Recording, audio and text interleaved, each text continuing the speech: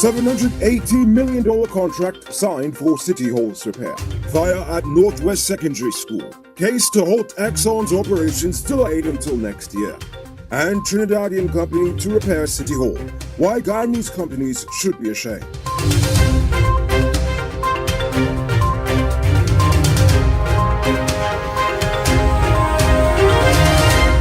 I am Enrico Belfort and welcome to tonight's edition of Uncut News. After decades of neglect, the government has finally signed a contract for the restoration works of Georgetown's City Hall structure. The project is estimated to cost $780 million Guyana dollars to complete. The contract has been awarded to Fides Guyana Incorporated, a Trinidadian company that specializes in the construction of schools, infrastructure works, restoration works, and other concrete projects. The restoration of the historic building is a collaborative effort between the local government ministry, the City Council, and the European Union.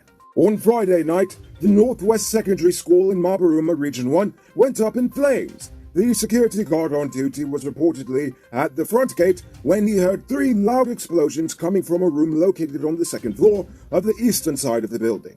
Upon checking, he saw the said room engulfed in flames. He made his way to the Mabaruma police station and lodged a report. The fire was eventually extinguished, but after extensive damage was done to the building. The cause of the fire is still under investigation. No arrests have been made in connection with the Vigilance police station fire, which destroyed 1 building and 2 vehicles on Tuesday, September 21st.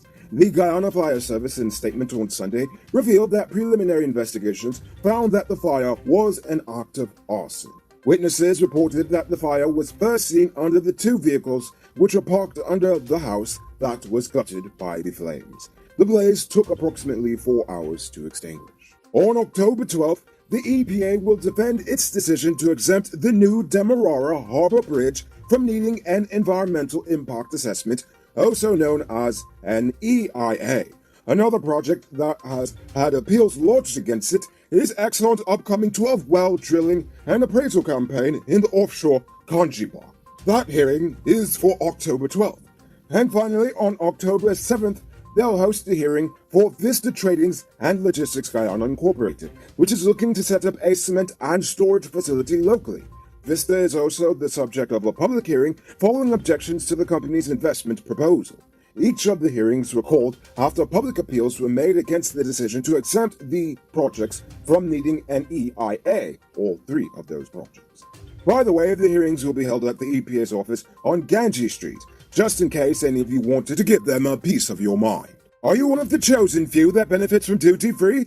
Good for you. Check out these amazing vehicles that just arrived at Best Buy Auto Sales. This 2016 Toyota Harrier Grand Sport Edition, this 2014 Range Rover Evoque, and this 2016 Lexus RX 200T are all on sale. They are all fully loaded and come with all modern features. Call or WhatsApp 662-0844 for more info, or visit their showrooms at Lot 171 Peter Road Street, Queenstown, or Lot 2 Lamar Street, and tell them the Rico sent you to get in on a sweet deal. Skeldon Estate sugar workers are protesting Gaisuko, accusing them of unfair disbursement of benefits. Gawu recently explained that the workers are upset that managerial, supervisory, and clerical workers continue to receive their gratuity, while the same payment is not offered to the employees who work in the field, factory, and allied areas. The protesting workers said, just like the employees who benefited from the gratuity payments, they were offered fixed-term contracts. They are now contending that they see no reason for them not to benefit from the payments awarded to the other workers. They had brought it up with Gaisuko before, who did not respond positively, thus triggering the protests. And in other news from Berbice, this morning, a collision involving a taxi and a motorcycle left 1 man dead at Palmyra Village, East Kanji. The identity of the now dead motorcyclist is currently unknown. However, the bike is registered to Pilot Street, New Amsterdam.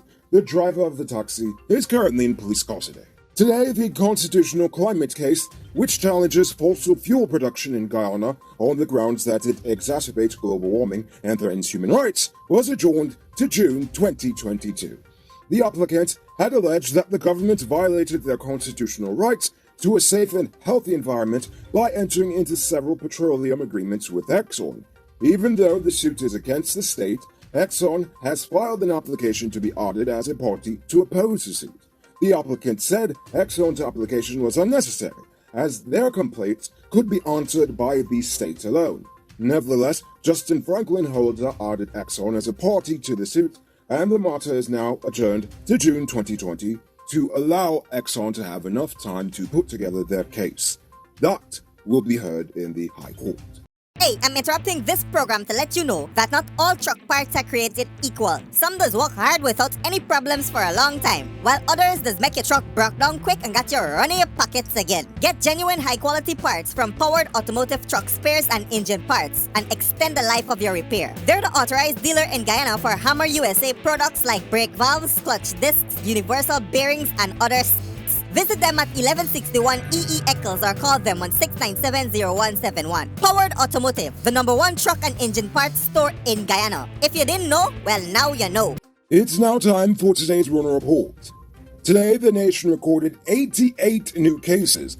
There are now 772 persons dead, 30 in the ICU, 3,743 in home isolation. And the total number of confirmed cases around the nation now stands at 31,236.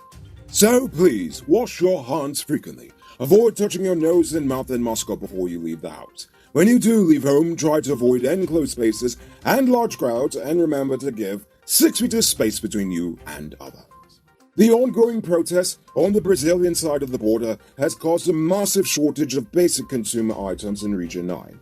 In response, the Region 9 administration and the Lethem Town Council have lobbied the government to reopen the border to cargo and limited passenger traffic from October 1st. The group recommended that Port Lethem be opened on Thursdays from 7 a.m. to 5 p.m. for large and small-scale goods, and 15-minute openings at 8 a.m., 1 p.m., and 6 p.m. for vaccinated residents of Guyana and Bonfim. For almost 1 month, protesters have blocked numerous cargo trucks bound for Guyana until the government agrees to open the border to Brazilians to come to Guyana and shop. And now for our stupid news of the day. You know what I think is stupid? City Hall's rehabilitation project will be completed by a Trinidadian company. No, I'm not upset that a Trinidadian company got the contract.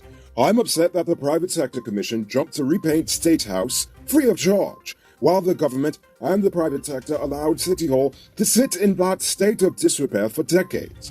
Throughout that time, not one company offered to fix or even do some level of maintenance on the building, even if it were just out of a sense of patriotism or even just deep shame to see history rot away in front of our eyes. The PSC, which is basically the financial arm of the PPP, jumped at the chance to repaint the president's mansion, but they could care less about the people's mansion, City Hall. It's extremely selfish of them, considering the fact that those same PSC members extract so much revenue out of the city and cannot find enough to pay their employees or their taxes, yet they will turn around and demand all the benefits a city should provide without contributing to it. While they get away with avoiding millions in tax revenue, they will pull out your tax and NIS contribution every paycheck on time. The whole project is supposed to come to under $4 million to repair City Hall, meaning that the business owners and the government can find tens and even hundreds of millions of US dollars to finance oil project after oil project. But at no point we couldn't even scrape together $4 million for the fixing of the building. I mean, come on, Suco has received close to $7.2 million in bailout money for this year alone. Now that's the supplementary funds. That doesn't even include what was actually budgeted to them. While the city barely gets enough tax revenue to pay Sivons and Perrons to empty the bins once a week. I can sit here and spit number after number, but what I'm trying to say is that Guyanese businesses and politicians should be ashamed that a Trini company has to fix our historic building because none of them ever volunteered to take on the task. That, my friends, is pretty stupid.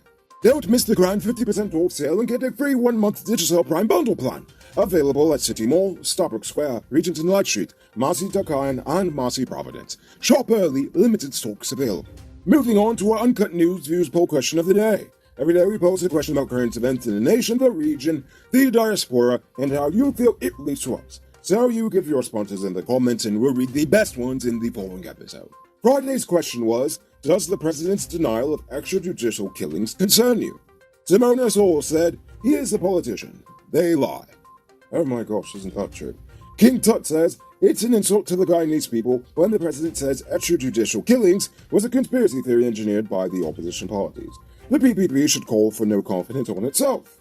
Mohammed Mahmood said, if police kill one innocent, then police should face the same penalty. Prince Andre says he agrees, and he told us how the Phantom Squad actually impacted his family. I'm sorry to hear. And finally, Terrence F. Bowman said, what is in the dark must come to light. So for tonight's question, do you think it's time for the city to reinstitute parking meters? Think about that question and tell us in the comments below. If your response is good enough, we just might feature it in our next episode. Anyway, that's all the time we have for tonight. Check us out tomorrow for another. Until then, I'm Rico Bulford saying good night, folks. Hey, Uncut News viewers, thanks for watching. You can subscribe by clicking on this button over here, or click over there for more news. You can also drop a comment to let me know if you've made it to the end of the video. Goodbye for now.